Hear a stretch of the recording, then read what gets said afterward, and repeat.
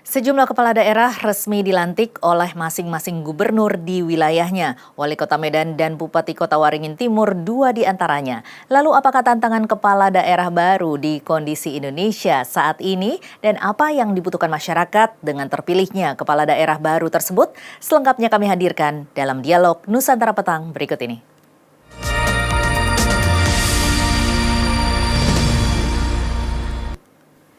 Dan pemirsa, sudah bersama saya ada Boni Hargens, analis politik senior dan direktur eksekutif Lembaga Pemilih Indonesia atau LPI. Selamat sore Bang Boni. Selamat sore Mbak.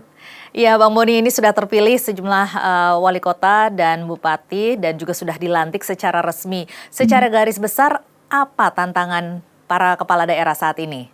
Terutama di tengah pandemi saat ini ya? Ya, sebetulnya kalau secara teoritis kan siapapun yang menjabat dia selalu terjepit di antara harapan publik dan Betul. juga nanti kemampuan birokrasi dan institusi politik yang ada dalam memenuhi harapan itu. Yang nanti ada korelasi dan janji-janji politik mereka yang berpatok pada visi misi. Artinya terhadap Solon dan desain, nah disinilah nanti ukuran tingkat kepuasan itu bisa dibangun. Nah, situasi agak spesifik sekarang sebetulnya dan agak rumit, tentu tidak mudah bagi semua kepala daerah yang terpilih karena kita menghadapi pandemi ini sudah setahun lebih dan ini dampaknya cukup kompleks, tidak hanya di aspek ekonomi tapi juga pada aspek sosial, politik ya, dan sebagainya. Nah, apakah kepala daerah mampu mewujudkan visi misi yang sudah mereka gaungkan di pemilu, di kampanye, itu nanti sangat sumir ukurannya karena apa yang mereka janjikan itu mengandaikan kondisinya kan stabil. Tetapi kondisi kita tidak stabil, tidak normal, maka seluruh energi pemerintah baik pusat maupun daerah ke depan tentu masih pada bagaimana merespons pandemi ini dan juga efek-efek sampingnya, terutama aspek ekonominya. Karena banyak rakyat hari ini tidak hanya kehilangan pekerjaan, tapi purchasing power-nya juga menurun, daya belinya. Nah ini ya tentu akan menjadi beban tidak hanya pemerintah daerah tapi juga pusat. Nah mampukah kepala daerah akan menjamin keselamatan rakyatnya di tengah masa pandemi inilah tantangan. Butuh kerja ekstra, butuh komitmen yang luar biasa, ya. Dan saya kira kita patut juga bersyukur bahwa Presiden Jokowi memberi teladan yang baik. Bahwa di tengah situasi wabah yang ada ini, Presiden masih bekerja keras. Dia menantang badai dan terus berpihak kepada rakyat, mendekatkan dirinya. Dan ini bisa menjadi contoh bagi para kepala daerah yang terpilih, bahwa tidak ada alasan pandemi ini tidak menjadi hambatan untuk terus bersama rakyat dan melakukan kebijakan dan implementasi kebijakan yang perlu untuk menjamin masyarakatnya bisa hidup sejahtera, ekonomi bisa berjalan dengan baik, politik bisa stabil, terus kemudian juga ruang sosialnya juga agak relatif stabil. Secara spesifiknya selain daripada wabah, apalagi tantangan yang akan dihadapi oleh para kepala daerah baru ini? Ya, ini kan perpindahan yang tidak normal ya, dari pemerintahan sebelumnya ke pemerintahan yang baru.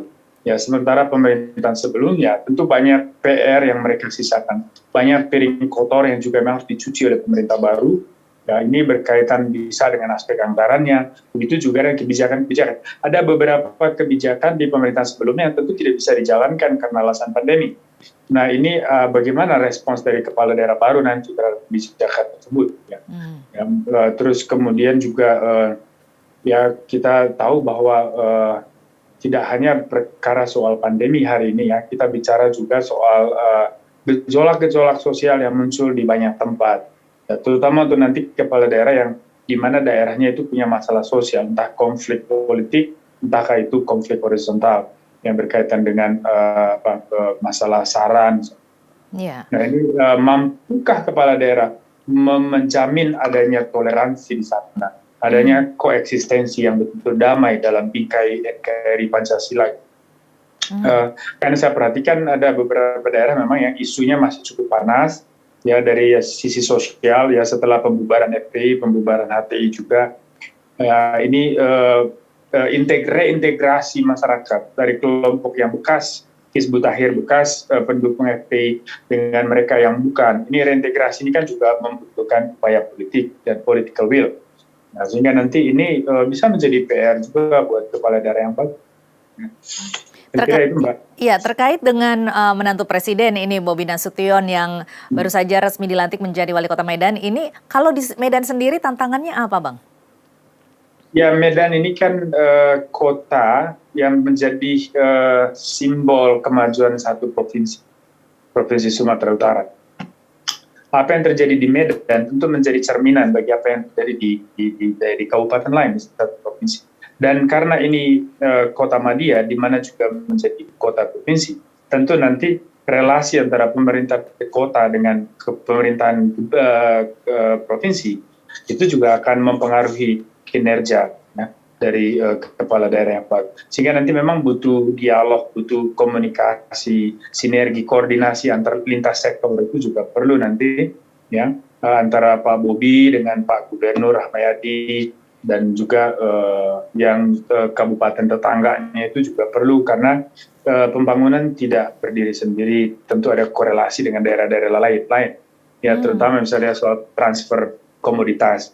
Ya penghasil durian dari mana, penghasil komoditas tani lain kan bisa dari kabupaten lain terus masuknya ke Medan, dan ini semua nanti itu tentu punya koneksi, itu juga dalam hal-hal non ekonomis ya, sehingga nanti mungkin di kota Medan ini yang paling penting saya kira sih mengatasi persoalan yang paling menonjol. Salah satu yang paling menonjol di Medan ini perkara pemerintahan yang bersih atau tidak ya. Dan bicara soal korupsi politik, dan bicara kriminalitas, jangan lupa kriminalitas cukup tinggi di Medan ya. Saya tidak ingat persis ya dia punya indeks kriminalitas yang ada di Medan, tapi salah satu kota yang juga cukup tinggi dan juga kota yang juga punya problem dengan masalah toleransi ya. Dan ini mungkin sisa dari kampanye politik sebelum-sebelumnya. Tetapi artinya Pak Bobi muncul sebagai orang baru, anak muda, dia masuk ke dalam satu sentrum politik di mana di sana penuh dengan ada kotak Pandora penuh persoalan di sana. Nah, tinggal nanti memilih fokus mau yang mana. Kalau saya ada di posisi Pak Bobi, tentu saya akan lebih ke penataan birokrasi dan tata pemerintahan. Bagaimana menciptakan clean government dan good government. Ini yang paling penting. Setelah pembenahan itu, nanti itu akan terlihat dampaknya kepada kinerja birokrasi, efektivitas dan efisiensi penggunaan anggaran. Nah, nanti baru kemudian itu melebar tuh. Bicara soal pembangunan fisik, bicara soal keberpihakan kepada masalah rakyat dalam hal penegakan hukum misalnya. Ya, apakah pengadilan di sana, apakah kejaksaan, apakah juga institusi penegak hukum lain di sana sudah bekerja sesuai dengan koridor hukum atau tidak? Bagaimana komunikasi antara penegak hukum dengan eksekutif pemerintah daerah? Apakah sudah berjalan dengan baik atau tidak dalam kerangka law enforcement? Nah, itu juga semua nanti akan punya korelasinya. Iya, karena memang ada tiga kasus korupsi yang dilakukan oleh wali kota Medan begitu ya. 3 wali kota Medan melakukan korupsi. Ini cukup berat. Makanya saya katakan bahwa coba di awal bikin dulu satu terobosan besar yang berkaitan dengan clean government dan good governance. Dan ini harus bisa dibuktikan sehingga nanti ke depannya siapapun wali kotanya setidaknya ada legasi yang bisa diberikan oleh Pak Bobi nanti, karena disinilah fondasi sebetulnya kalau bicara pembangunan. Kalau kerangkanya udah benar, kalau struktur politiknya sudah bersih, ya tentu pembangunan bisa berjalan, akan lebih mudah, lebih efektif. Iya, ini di samping pesimistis bahwa beliau ini diragukan begitu kematangan politiknya karena baru saja terjun ke dunia politik. Tetapi di sisi lain, ini ternyata sudah berhasil membuktikan bahwa di dalam pemilihan kemarin, di mana tingkat partisipasinya itu diprediksi rendah, ternyata Bobi Nasution bisa meningkatkan tingkat partisipasi pemilih menjadi 2 kali lipat dan bahkan dia berhasil mengalahkan politisi senior. Nah, ini apakah ini terkait karena beliau adalah menantu presiden semata ataukah memang masyarakat melihat bahwa beliau memiliki kemampuan tersendiri?